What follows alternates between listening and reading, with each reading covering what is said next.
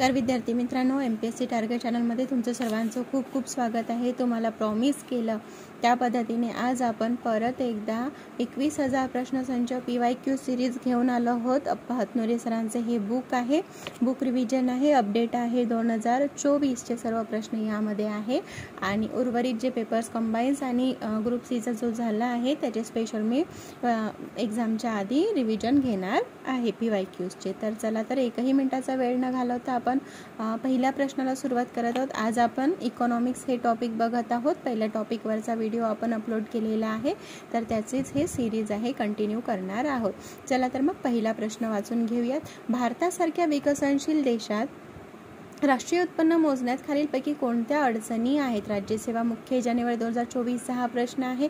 ए दिलेला आहे असंघटित आणि विखुरलेले उत्पादन, बी दिलाय निर्वाह शेती, सी दिलाय पुरेशा सांख्यिकीय आकडेवारीची उपलब्धता, डी निरक्षरता. आणि त्याचे पर्यायी उत्तर आहे ABC, ABD, BCD आणि वरीलपैकी सर्व. तर कोणत्या अडचणी आहेत? तर असंघटित आणि विखुरलेले उत्पादन, निर्वाह शेती, पुरेशा आणि निरक्षरता. पुरेशा सांख्यिक आकडेवारीची उपलब्ध हे आहेत का? नाही आहे, ही अडचण नाही आहे. त्यामुळे पर्याय क्रमांक 2 त्याचं अचूक उत्तर आहे. प्रश्न क्रमांक 2 बघत आहोत. खालील विधाने विचारत घ्या. राज्यसेवा मुख्य जानेवारी 2024 हा प्रश्न आहे. तर त्याचा ए दिलाय वैयक्तिक उत्पन्नामध्ये नफा, व्याज, वेतन, खंड आणि सामाजिक सुरक्षा योगदान यांचा समावेश होतो. बी दिला आहे व्यय शक्य उत्पन्नामध्ये वैयक्तिक उत्पन्न आणि वैयक्तिक कर यांचा समावेश होतो. वरीलपैकी कोणते विधान चुकीचे आहे हे विचारलेले आहेत. तर दोन्ही देखील विधाने हे चुकीचे आहेत. दोन्ही ए आणि बी हे विधान चुकीचे आहेत. आपण इथे डिस्क्रिप्शन नाही बघणार आहोत, कारण आपण भरपूर व्हिडिओ लेंदी होऊन जाणार. आणि तुम्हाला याचं डिस्क्रिप्शन हवंच असेल तर मी बुक रिव्हिजन सिरीज सुरू केली आहे. तर पॉलिटीचे सध्या बुक रिव्हिजन सुरू आहे, तर ते तुम्ही पॉलिटीचे प्रश्न आपल्या चॅनलवर अपलोड झाले आहे. संपूर्ण सिरीज मी घेतली आहे या अगोदर. तर त्याचा फायदा भरपूर विद्यार्थी मित्रांना त्याचा फायदा झाला आहे. तर विद्यार्थ्यांच्या खास मागणीस्तव परत मी एकदा 21,000 प्रश्नसंचाची PYQ सिरीज सुरू केलेली आहे. तर तुम्ही चॅनलला लगेच सबस्क्राईब करा आणि बेल आयकॉनवर क्लिक करा, जेणेकरून नवीन व्हिडिओ आल्यास एकही तुमचा व्हिडिओ मिस होणार नाही. आणि व्हिडिओ आवडल्यास व्हिडिओला लाईक करा.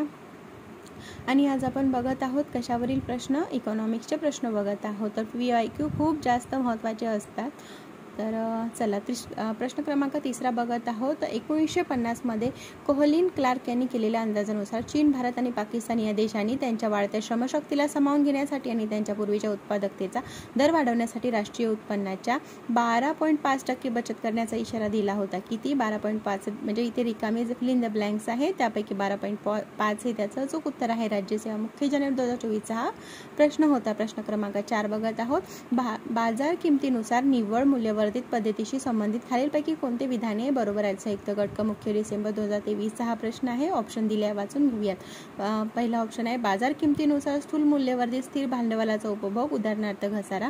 2 उत्पन्नाचे मूल्य मध्यवर्ती उपभोग. 3 निव्वळ देशांतर्गत उत्पादन प्लस परदेशातील निव्वळ घटक उत्पन्न.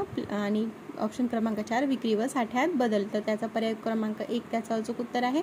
बाजार किमतीनुसार स्थूल मूल्यवर्धित स्थिर भांडवलाचा उपभोग, उदाहरणार्थ घसारा हे त्याचं अचूक उत्तर आहे. प्रश्न क्रमांक 5 बघत आहोत. भारतातील राष्ट्रीय उत्पन्नाच्या मापनासंदर्भात खालील विधाने विचारत घ्यायची आहे. राज्यसेवा मुख्य जानेवारी 2023 हा प्रश्न आहे आणि त्याचं विश्लेषणात्मक दिला आहे.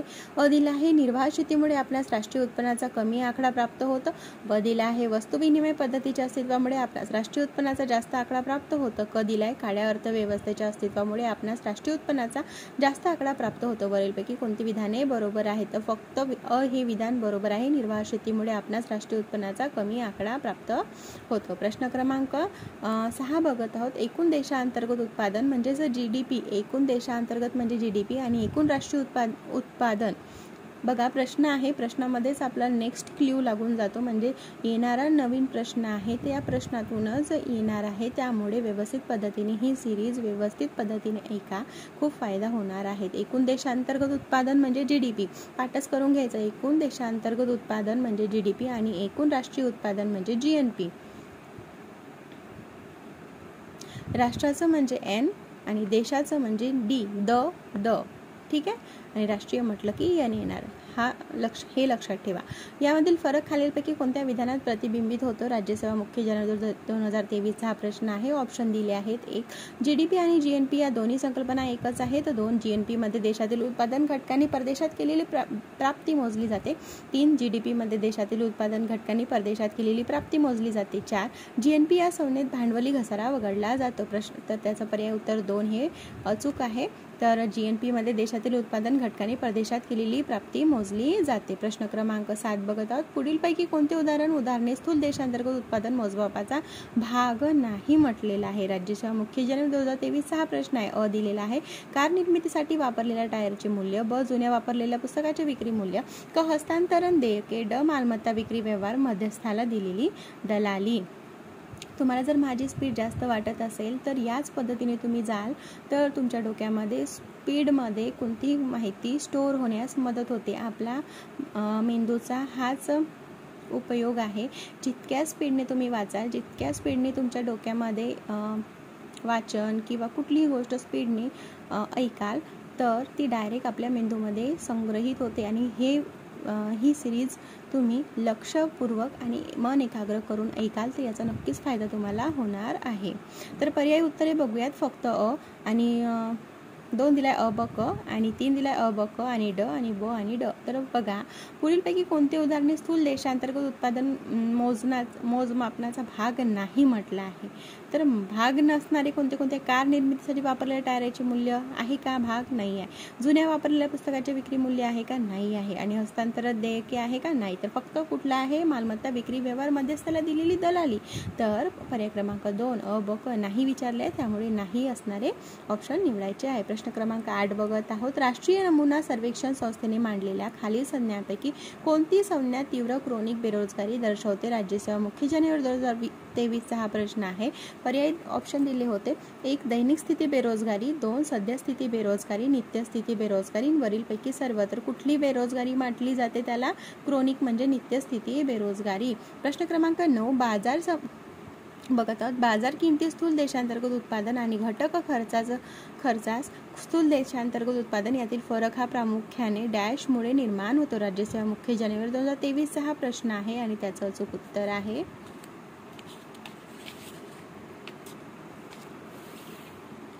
ऑप्शन दिले आहेत ते परत एकदा वाचून घेऊया. ऑप्शन काय तर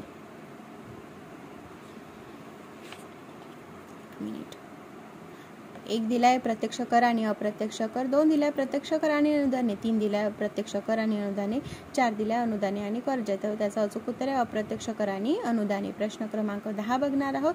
खालील विधाने विचारात घ्या. वनसेवा मुख्य ऑक्टोबर 2022 हा प्रश्न आहे. अ दिलाय दादाबाई नौरोजींनी सर्वप्रथम राष्ट्रीय उत्पन्नाचा अंदाज मांडला.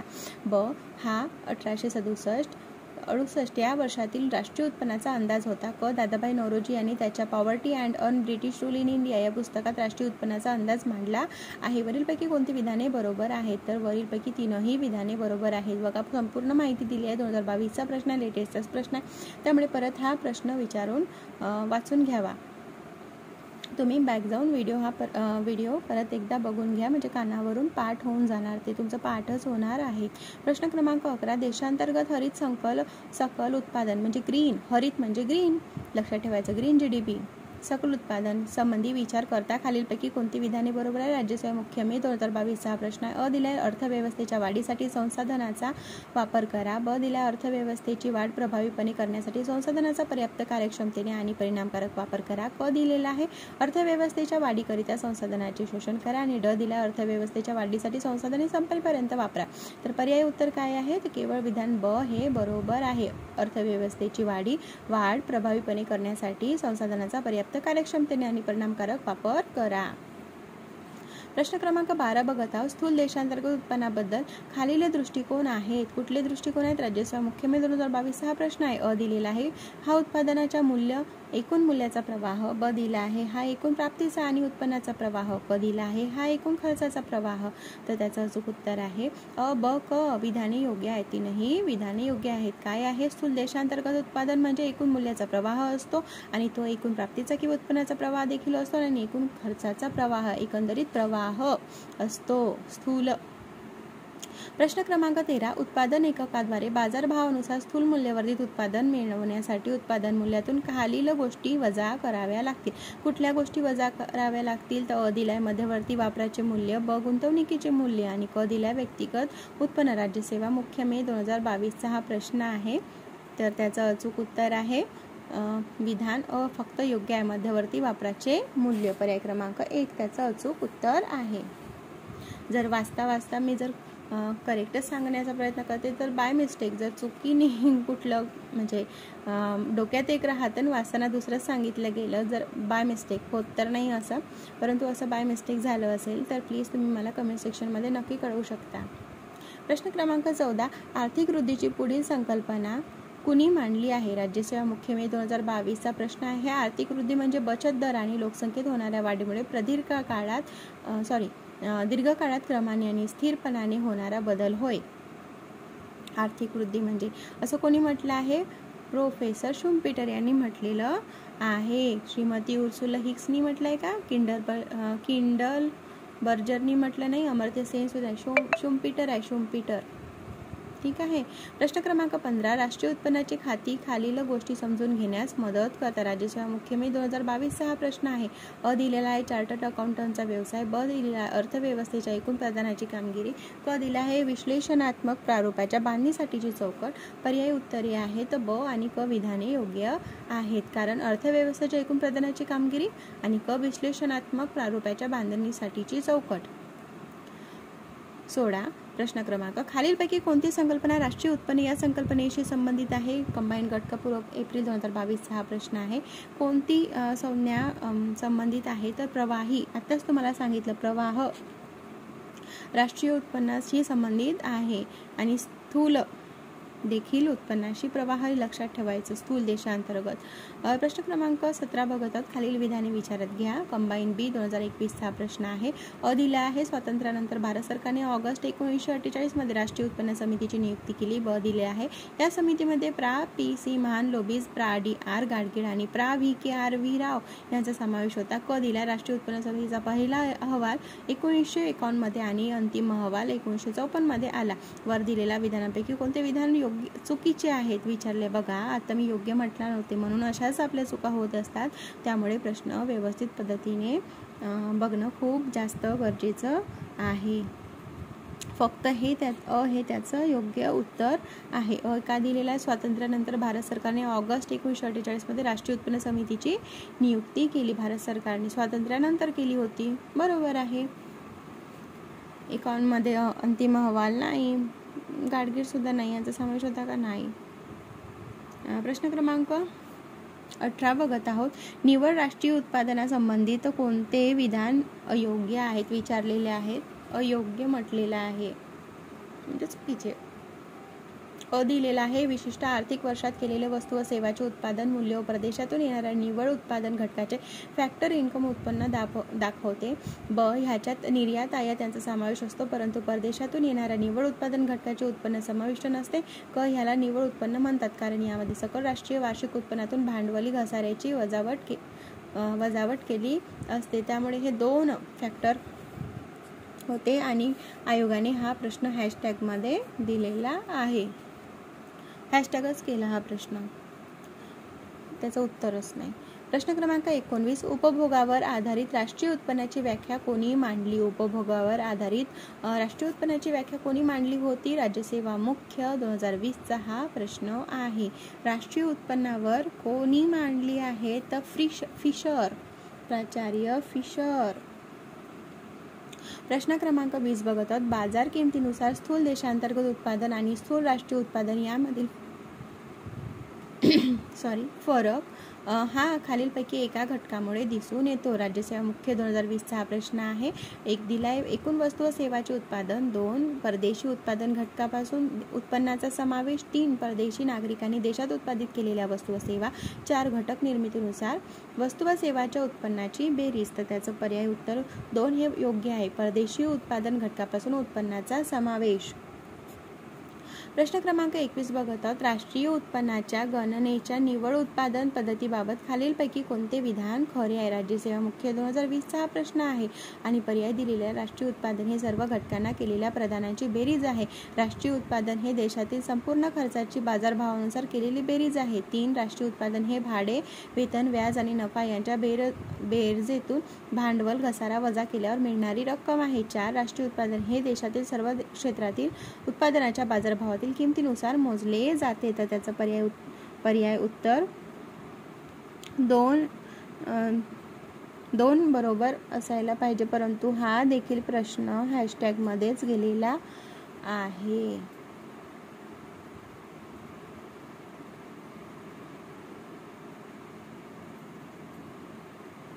प्रश्न क्रमांक 22 बघत आहोत. राष्ट्रीय उत्पन्नाच्या मापनातील कोणत्या 2 मुख्य अडचणी आहेत? राज्यसेवा मुख्य 2020चा हा प्रश्न आहे. पर्याय दिलाय. सूक्ष्म व स्थूल, संकल्पनात्मक व सांख्यिकीय. 3. लवचिक व कठीण. 4. वरीलपैकी कोणतेही नाही. तर राष्ट्रीय उत्पन्नाच्या मापनातील कोणत्या 2 मुख्य अडचणी आहेत? तर कोणत्या 2 मुख्य संकल्पनिक व सांख्यिकीय या 2 मुख्य अडचणी आहेत. प्रश्न क्रमांक 23. खालीलपैकी कोणते विधाने अयोग्य आहेत? राज्यसेवा पूर्व 2020चा हा प्रश्न आहे.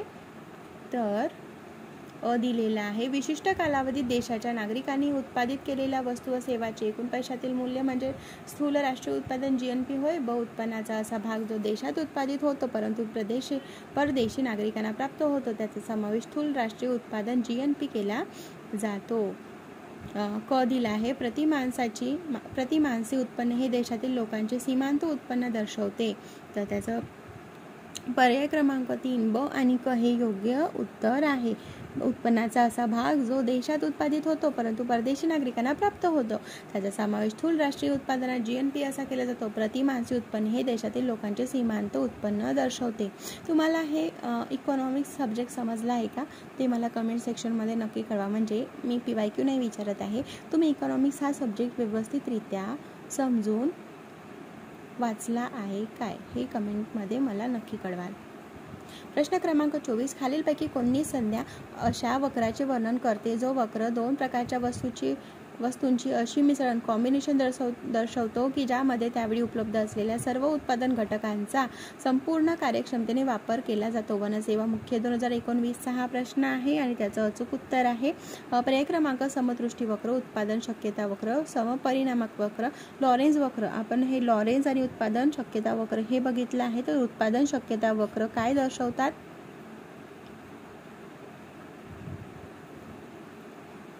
2 प्रकारच्या वस्तूंची अशी मिश्रण म्हणजे कॉम्बिनेशन दर्शवतो. मिश्रण उत्पादन शक्यता चक्र. प्रश्न क्रमांक 25 बघत आहोत. विकासाच्या अर्थशास्त्रात उत्पन्नाच्या असमानतेचे विश्लेषण करणाऱ्या वक्राला डॅश असे संबोधले जाते? वनसेवा मुख्य 2019चा हा प्रश्न आहे. आता बघा इथे आता कशाविषयी 2 प्रकारच्या वस्तूंची अशी मिश्रण म्हणजे उत्पादन शक्यता वक्र आणि विकासाच्या अर्थशास्त्रात त्याला काय म्हटले जाते? लॉरेन्झ वक्र. हे विचारले जातात, प्रश्न वारंवार रिपीट केले जातात, त्यामुळे हे व्यवस्थित पद्धती. विकासाच्या अर्थशास्त्रात उत्पन्नाच्या असमानतेचे विश्लेषण करणाऱ्या वक्राला लॉरेन्झ वक्र असे म्हटले जाते. प्रश्न क्रमांक 26 बघत आहोत. सार्वभौमिक मूलभूत उत्पन्नाची भारतासाठीची संकल्पना खालीलपैकी कोणत्या अर्थतज्ञाने प्रथम मांडली?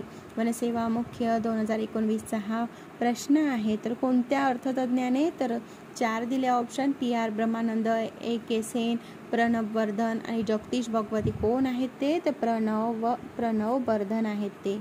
प्रश्न क्रमांक 27. केंद्रीय सांख्यिकीय संघटनेनुसार सेवा क्षेत्राच्या वर्गीकरणात खालीलपैकी कोणत्या क्षेत्राचा समावेश होत नाही? राज्यसेवा मुख्य 2019चा हा प्रश्न आहे आणि पर्याय दिले. व्यापार, हॉटेल्स आणि रेस्टॉरंट. 2 वाहतूक, साठवणूक आणि दळणवळण. 3 गृहनिर्माण आणि वित्तपुरवठा. 4 वरीलपैकी एकही नाही. तर पर्याय क्रमांक 4 हे त्याचं अचूक उत्तर आहे. वरीलपैकी एकही नाही, कारण व्यापार, हॉटेल्स आणि रेस्टॉरंट हे सांख्यिकीय सेवा क्षेत्राचं वर्गीकरणात आहे का? नाही. वाहतूक, साठवणूक, दळणवळण, गृहनिर्माण, वित्तपुरवठा नाही. सांख्यिकीय संघटनेनुसार सेवा क्षेत्र कुठले कुठले आहे, कोणते कोणते आहेत ते मला कमेंट सेक्शनला नक्की कळवा. म्हणजे केंद्रीय सांख्यिकीय संघटनेनुसार सेवा क्षेत्राच्या वर्गीकरणात कोणत्या क्षेत्राचा समावेश होतो? जर तुम्ही इकॉनॉमिक्सचा डिटेलमध्ये अभ्यास केला असणार तर नक्कीच तुम्हाला याचं उत्तर मिळणार आहे. ते मला कमेंट सेक्शनला नक्की कळवा. हा तुमचा टास्क आहे. जर तुम्ही पुस्तकात देखील नसेल वाचले तर तुम्ही गुगलला जाऊन देखील मला कमेंट करू शकता. प्रश्न क्रमांक 28. राष्ट्रीय उत्पन्नाच्या मोजणीची खालीलपैकी कोणती पद्धत अर्थव्यवस्थेतील विविध क्षेत्राचे तुलनात्मक महत्त्व प्रकट करते? राज्यसेवा मुख्य 2019 हा प्रश्न आहे. एक दिला आहे उत्पादन पद्धत, उत्पन्न पद्धत, व्ययीय पद्धत आणि वरीलपैकी कोणतेही नाही. तर बघा, राष्ट्रीय उत्पन्नाच्या मोजणीची खालीलपैकी कोणती पद्धत अर्थव्यवस्थेतील विविध क्षेत्राचे तुलनात्मक महत्त्व प्रकट करते? तर उत्पादन पद्धत.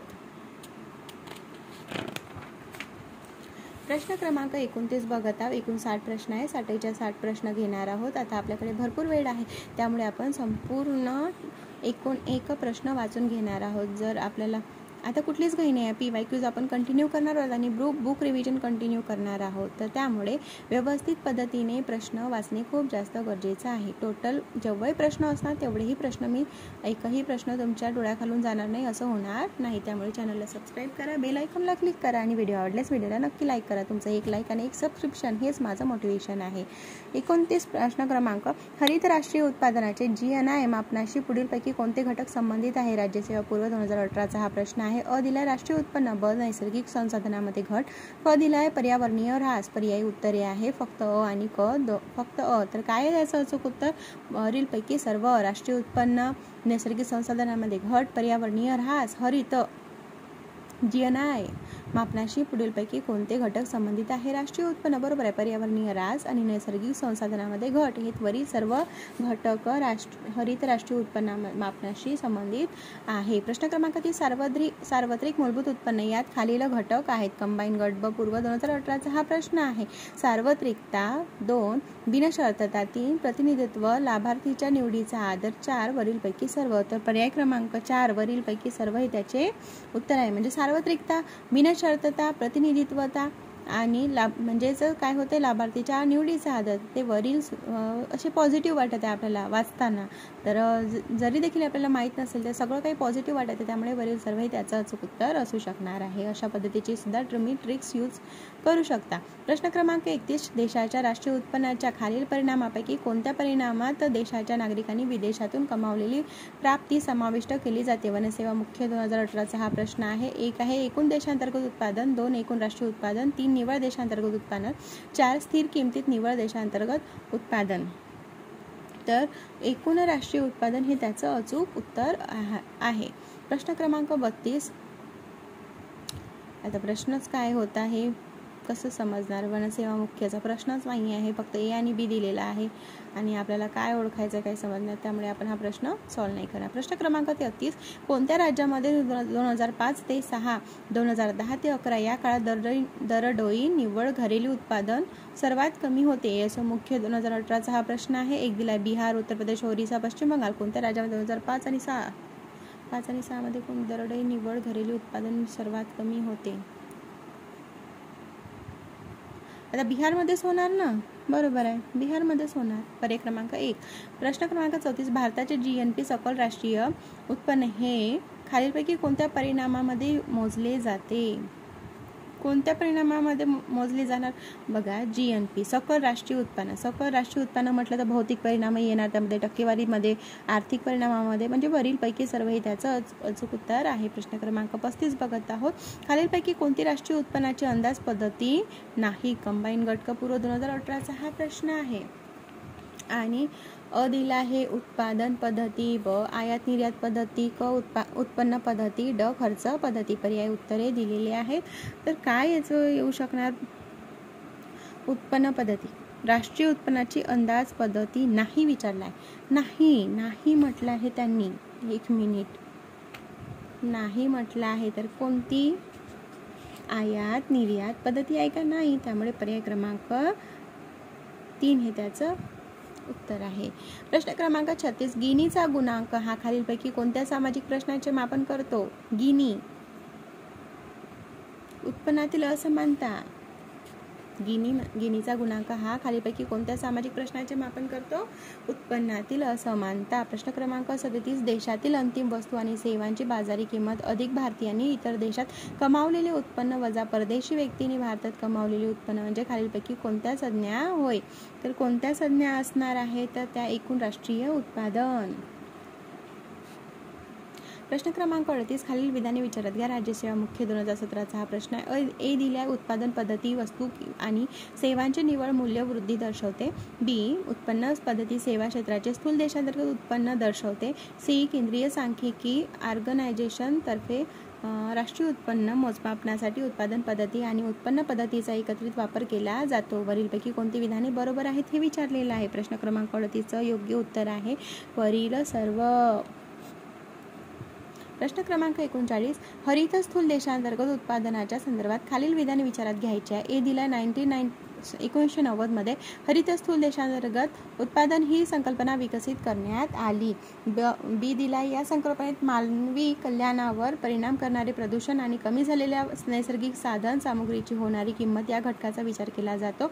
सी दिला सन 2000 पासून चीनमध्ये हरित स्थूल देशांतर्गत उत्पादनाचे मोजमाप सुरू केले. वरीलपैकी कोणते विधाने बरोबर आहेत ते विचारलेलं आहे. आणि तर कोणते विधान बरोबर आहे? तुम्हाला काय योग्य वाटते? 2000 पासून चीनमध्ये हरित स्थूल देशांतर्गत उत्पादनाचे मोजमाप सुरू झाले आहे का? नाही. त्यामुळे पर्याय क्रमांक ए आणि बी हे त्याचं अचूक उत्तर आहे. प्रश्न क्रमांक 40 खालीलपैकी कोणती राष्ट्रीय उत्पन्नाचा अंदाज मला सांगा 2000 पासून आहे की कधीपासून आहे? चीनचं सांगाल कमेंटमध्ये. खालीलपैकी कोणती राष्ट्रीय उत्पन्नाचा अंदाज करण्याची पद्धती नाही? पूर्व 2016चा हा प्रश्न आहे. नाही विचारला आहे. राष्ट्रीय उत्पन्नाचा अंदाज करण्याची पद्धत नाही विचारलेला आहे. पर्याय वाचून घेऊयात. काय आहे? उत्पन्न पद्धती, आयात निर्यात पद्धती, 3 उत्पन्न पद्धती आणि खर्च पद्धती. तर त्याचं कुठलं अचूक उत्तर आहे? आयात आणि निर्यात पद्धती. आताच बघितलं याचं आयात आणि निर्यात. राष्ट्रीय उत्पन्नाचा अंदाज पद्धती नाही. रिपीट झालाय प्रश्न. प्रश्न क्रमांक 41 भारतात राष्ट्रीय उत्पन्न मोजताना कोणता कालखंड हे वर्ष मानले जाते? STIP 2016ला विचारलेला प्रश्न आहे. आता बाय चान्स आला तर आला अशा पद्धतीचे 1 एप्रिल ते 31 मार्च. प्रश्न क्रमांक 42 स्थूल देशांतर्गत उत्पादन GDPचा अर्थ असा आहे. STIP 2016चा हा प्रश्न आहे. ए दिला स्थूल राष्ट्रीय उत्पादन GNP, बी निव्वळ राष्ट्रीय उत्पादन NNP, सी एका देशाच्या सीमेतच उत्पादित झालेल्या वस्तू व सेवा, डी सरकारी उत्पन्न. वरीलपैकी कोणते विधान बरोबर आहेत? वरीलपैकी कोणते विधान बरोबर आहेत? राष्ट्रीय स्थूल राष्ट्रीय GNP, निव्वळ राष्ट्रीय NNP, एका देशाच्या सीमेतच उत्पादित झालेल्या वस्तू व सेवा, सरकारी उत्पन्न. तर अचूक उत्तर आहे फक्त सी एका देशाच्या सीमेतच उत्पादित झालेल्या वस्तू व सेवा. GDPचा GDP विचारलाय ना आपल्याला कुठे? अच्छा तिथे नको बघा असं होते. प्रश्न पर्याय क्रमांक सी. प्रश्न क्रमांक 43 सन 1949 राष्ट्रीय उत्पन्न समितीने राष्ट्रीय उत्पन्न मोजण्याची कोणती पद्धत सुचवली? राज्यसेवा मुख्य 2015चा हा प्रश्न. ए दिला आहे निव्वळ उत्पादन पद्धती, बी दिला आहे निव्वळ उत्पन्न पद्धती, सी दिला आहे खर्च पद्धती आणि डी दिला आहे दरडोई खर्च पद्धती. तर कुठला आहे त्याचं अचूक उत्तर? पर्याय उत्तर दिलेले आहेत. तर सन 1949 राष्ट्रीय उत्पन्न समितीने राष्ट्रीय उत्पन्न मोजण्याची पद्धत आत्ताच आपण बघितलं आहे प्रश्न. तर कुठली आहे ती? निव्वळ उत्पादन पद्धत आणि निव्वळ उत्पन्न पद्धती, उत्पादन आणि उत्पन्न. पर्याय क्रमांक 3 आहे त्याचं अचूक उत्तर आहे. प्रश्न क्रमांक 44 बघत आहोत. भारताच्या स्थूल देशांतर्गत उत्पादनातील सर्वाधिक टक्के अनुदान हे सार्वजनिक खर्चाच्या स्वरूपात डॅशवर खर्च केले जाते? राज्यसेवा मुख्य 2015चा हा प्रश्न आहे. कशावर खर्च केले जाते स्थूल देशांतर्गत? आता तांदूळ आहे, वीज आहे, वीजवर केले जात असणार, परंतु ते हॅशटॅगमध्ये प्रश्न दिला आहे, त्याचं उत्तरच नाही सांगितलं. वीज असायला पाहिजे. प्रश्न क्रमांक 45 खाली नमूद 2 विधानांपैकी कोणते योग्य आहेत? कर सहाय्यक 2015चा हा प्रश्न आहे. अ दिला आहे बाजार मूल्य वर्षभरात वाढले असले तरी घसारा आकारण्यात येतो. ब घसारा आर्थिक स्रोत नाही. एक अ दिला आहे अयोग्य आहे, फक्त ब योग्य आहे, अ व ब दोन्ही योग्य आहेत, अ व ब दोन्ही योग्य नाहीत. तर काय आहे त्याचं अचूक उत्तर? विधाने योग्य आहेत. बाजार मूल्य वर्षभरात वाढले असले तरी घसारा आकारण्यात येतो, घसारा आर्थिक स्रोत नाही असं म्हटलं आहे त्यांनी. तर अ व ब दोन्ही विधाने योग्य आहेत. प्रश्न क्रमांक 46 बघत आहोत. खालीलपैकी कोणते विधाने योग्य आहे? राज्यसेवा मुख्य 2014चा हा प्रश्न आहे आणि त्याचे पर्याय ऑप्शन दिला. ए आहे उत्पादन पद्धती वस्तू आणि सेवांची निव्वळ मूल्य वृद्धी दर्शवते. बी दिलाय उत्पन्न पद्धती सेवा क्षेत्राचे स्थूल देशांतर्गत उत्पादन दर्शवते. सी राष्ट्रीय उत्पन्न मोजमापनासाठी उत्पादन पद्धती आणि उत्पन्न पद्धतीचा एकत्रित वापर केला जातो. त्याचं पर्याय उत्तर ए आहे. तर त्याचं योग्य उत्तर काय आहे? विधान कुठलं योग्य आहे हे आपल्याला विचारलेलं आहे आणि त्याचं वरील सर्व हे त्याचं अचूक उत्तर आहे. म्हणजे ही तीनही विधाने बरोबर आहेत. आता प्रश्न क्रमांक 47 बघत आहोत. समजा 2012 मध्ये उपभोग खर्च 12 कोटी, गुंतवणूक खर्च 8 कोटी व शासनाने प्रकल्पावर 10 कोटी खर्च केले. तसेच निर्यात 5 कोटीची आणि आयात 6 कोटीची होती. तर स्थूल देशांतर्गत उत्पादन किती असेल? राज्यसेवा मुख्य 2014 तर किती असणार? तर त्यावेळेस आपल्याला काढावं लागणार ते GDP GNP स्थूल देशांतर्गत GDP काढायचं आहे आपल्याला. घसारा आता कुठे गेलं? काय हे सॉल्व कसं करायचं त्याची ट्रिक मी तुम्हाला कशात सांगणार आहे? आपल्या शॉर्ट्समध्ये कसं सॉल्व करायचं. तर इथे व्हिडिओ लॉंग होऊन जाईल ना, त्यामुळे मी नाही सांगणार, डायरेक्ट उत्तर सांगते. 29 कोटी. प्रश्न क्रमांक 48 हरित स्थूल देशांतर्गत उत्पादनाच्या संदर्भात खालील विधाने विचारात घ्यायचे. राज्यसेवा मुख्य 2014चा प्रश्न आहे. ए दिलाय 1990 मध्ये हरित स्थूल देशांतर्गत रिपीट झालाय. उत्पन्नाची संकल्पना विकसित करण्यात आली. बी मानवी कल्याणावर परिणाम करणारे प्रदूषण आणि नैसर्गिक साधनसामुग्रीची कमी होणारी किंमत या घटकावर विचार केला जातो. सी सन 2000 पासून चीनमध्ये हरित स्थूल देशांतर्गत हे बघा आताच रिपीट झालाय प्रश्न हा. त्याचं उत्तरच नाही दिलं आहे ना. चीनचं हॅशटॅग केला आहे प्रश्न. ए व बी त्याचं अचूक उत्तर आहे. जशाच तसा प्रश्न आला होता बघा राज्यसेवा मुख्य 2014 त्यावेळेस हॅशटॅग केला होता त्यांनी. सेम प्रश्न 39 म्हणजे 2017चा 2014चा प्रश्न 2017ला विचारला होता. म्हणजे हा प्रश्न किती महत्त्वाचा असणार.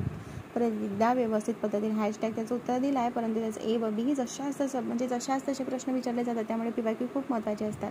भारत सरकारद्वारा पी महालनोबिस यांच्या अध्यक्षतेखाली राष्ट्रीय उत्पन्न समितीचे गठन कोणत्या वर्षी करण्यात आले? गठन महालनोबिस आत्ताच प्रश्न विचारला गेला होता. तर त्याच कधी आहे? 1949 रोजी. प्रश्न क्रमांक 50 पुढीलपैकी कोणते विधान योग्य विचारले? STIP 2014चा हा प्रश्न आहे. दिला स्वातंत्र्यानंतर भारत सरकार राष्ट्रीय उत्पन्न समिती ऑगस्ट 48 मध्ये नेमली. बी प्रोफेसर DR गाडगीळ हे तिचे अध्यक्ष होते. ऑगस्ट 48 मध्ये नेमली का? आणि DR गाडगीळ त्याचे अध्यक्ष होते का? तर ए व बी दोन्ही सुद्धा अयोग्य आहेत. प्रश्न क्रमांक 50 अयोग्य आहेत. पुढील कोणते विधान योग्य आहे? प्रश्न क्रमांक 51 बघत आहोत. पुढीलपैकी कोणते विधान योग्य आहेत? प्रश्न क्रमांक 51 ए दिलाय राष्ट्रीय उत्पन्न मोजमाप सध्या केंद्रीय सांख्यिकी संस्था 2005-06च्या आधारभूत वर्ष म्हणून वापर करते. बी दिलाय पूर्वी 2000-2001 आधारभूत वर्ष होते. पर्याय उत्तर आहे. त्याचं काय विचारलेलं आहे? विधान योग्य विचारलेलं आहे. तर योग्य काय? राष्ट्रीय उत्पन्न मोजमापात सध्या केंद्रीय सांख्यिकी संस्था 2005-06चा आधारभूत वर्ष म्हणून वापर करते. पूर्वी 2000-2001 आधारभूत वर्ष होते. बरोबर. तर दोन्ही विधाने नाहीत. आधारभूत वर्ष होते का? नाही. प्रश्न क्रमांक 52 बघत आहोत. राष्ट्रीय नमुना सर्वेक्षण संघटना NSSO ने बेरोजगारीबाबत खालील संकल्पना विकसित केल्या आहेत. STMS 2014चा प्रश्न आहे. तर ए दिलाय सामान्य स्थिती, बी दिलाय चालू साप्ताहिक स्थिती, सी दिलाय चालू दैनंदिन स्थिती, चालू वार्षिक स्थिती. तर त्याचं अचूक उत्तर आहे. तर ए व बी आणि सी म्हणजे 3 संकल्पना: सामान्य स्थिती, चालू साप्ताहिक स्थिती आणि चालू दैनंदिन स्थिती. प्रश्न क्रमांक 53 नैसर्गिक मतेच्या मौद्रिक मूल्यांमध्ये त्या वर्षात जो ह्रास झाला असेल त्याचे समायोजन एकूण राष्ट्रीय उत्पन्नाच्या आकड्याशी करण्याच्या पद्धतीला काय म्हणतात? राज्यसेवा मुख्य 2013चा हा प्रश्न आहे. त्याला काय म्हटलं जाते? तर त्याला हरित ऊर्जा असं म्हटलं जाते. प्रश्न क्रमांक 54 राष्ट्रीय उत्पन्न मापनाची कोणती पद्धत मूल्यवाढ पद्धतीशी संबंधित आहे? राज्यसेवा मुख्य 2013चा प्रश्न आहे. ए दिलाय खर्च पद्धत, उत्पन्न पद्धत, उत्पादन पद्धत, प्रवाह निधी पद्धत. तर काय आहे त्याचं अचूक उत्तर? फक्त सी उत्पादन पद्धत. प्रश्न क्रमांक 55. भारतामध्ये राष्ट्रीय उत्पन्नाच्या मोजणीसाठी मापनासाठी कोणती पद्धत वापरली जात नाही? मोजमापनासाठी विचारलेला आहे. तर कोणती पद्धत वापरली जात नाही? तर खर्च पद्धत वापरली जाते का? नाही वापरली जात. प्रश्न क्रमांक 56. पुढील 2 विधानांपैकी कोणते योग्य आहेत? STIMS 2013चा हा प्रश्न आहे. नॅशनल सॅम्पल सर्व्हे ऑर्गनायझेशनची स्थापना 1950 मध्ये केली गेली व पुनर्गठन त्याचे 1970 मध्ये झाले. संस्थेच्या वार्षिक तकनिकी पुस्तके सर्वेक्षणा या सर्व सर्वेक्षणाचा निकालाचा सारांश दिलेला असतो. तर त्याचं अचूक उत्तर आहे केवळ हे विधान योग्य आहे. हे असते का? नाही. नॅशनल सॅम्पल सर्व्हे ऑर्गनायझेशनची स्थापना 1950 मध्ये केली गेली व पुनर्गठन 1970 मध्ये झाले. प्रश्न क्रमांक 57 बघत आहोत. तर पुढील 3 विधानांचा विचार करायचा आहे. त्यातील कोणते योग्य आहेत? STIMS 2013चा हा प्रश्न आहे. दिला. भारताची GDP वाढ 2009-10च्या 8.4% पासून 2011-12च्या 6.9 पावेतो व सुधारित अंदाजानुसार 6.5% पावेतो कमी झाली आहे. सन 2011-12च्या उद्योग क्षेत्रातील मंदी ह्या GDP घसरणीस दुय्यम कारण आहे. भारतातील निर्यातीस परदेशातील मागणी घटणे प्रामुख्याने या GDP घसरणीस कारणीभूत आहे. तर काय त्याचं अचूक उत्तर? केवळ हे त्याचं अचूक उत्तर आहे. प्रश्न क्रमांक 58 दिला. NNP = GNP - DM - DN हे सातत्यपूर्ण निव्वळ राष्ट्रीय उत्पादनाचे समीकरण. या समीकरणामध्ये DM आणि DN काय आहेत? DM आणि DN म्हणजे काय होतं? त्याचं अचूक उत्तर आहे DM म्हणजे उत्पादित भांडवली वस्तूचा घसारा आणि DN म्हणजे पर्यावरणीय भांडवलाचा घसारा. हे त्याचं अचूक उत्तर आहे. प्रश्न क्रमांक 59 म्हणजे एका वर्षात उत्पादित सर्व वस्तू आणि सेवांचा एकूण बाजारभाव होय. कृषी सेवा पूर्व 2022चा हा प्रश्न आहे. पर्याय उत्तर स्थूल राष्ट्रीय उत्पन्न, वैयक्तिक उत्पन्न, निव्वळ राष्ट्रीय उत्पन्न. त्याचं अचूक उत्तर आहे तर स्थूल राष्ट्रीय उत्पन्न हे त्याचं अचूक उत्तर आहे. प्रश्न क्रमांक 60. नॅशनल सॅम्पल सर्व्हे ऑर्गनायझेशनच्या कोणत्या फेरनुसार भारताची दारिद्र्य रेषेखालील लोकसंख्या 27.8% होती? PSI मुख्य 2011चा हा प्रश्न आहे आणि त्याचं अचूक उत्तर आहे 61वी फेरी होती. नॅशनल सॅम्पल सर्व्हे ऑर्गनायझेशनची 61वी फेरी होती. प्रश्न क्रमांक 61. भारतात राष्ट्रीय उत्पन्नाविषयीचे अंदाज कडून सादर केले. PSI मुख्य 2011चा प्रश्न आहे आणि कोणाकडून सादर केले जातात राष्ट्रीय उत्पन्नाविषयीचे अंदाज? तर केंद्रीय सांख्यिकी संघटन यांच्याकडून केले जातात. प्रश्न क्रमांक 62. 2006 आणि 2007 साली भारताच्या राष्ट्रीय उत्पन्नात तर कृषी क्षेत्राचा हिस्सा किती होता? 18.51%. अशा पद्धतीने आपण टॉपिक दुसरे कंप्लीट झालेले आहे. व्हिडिओ आवडल्यास व्हिडिओला लाईक करा आणि जास्तीत जास्त स्पीडमध्ये वाचण्याचा प्रयत्न केला आहे म्हणजे कोणत्याही विद्यार्थ्याचा वेळ वाया न जावो. म्हणजे तुमचा 1 मिनिट देखील सुद्धा वायफळ जाणार नाही आहे. व्हिडिओ आवडल्यास व्हिडिओला लाईक करा. थँक्यू.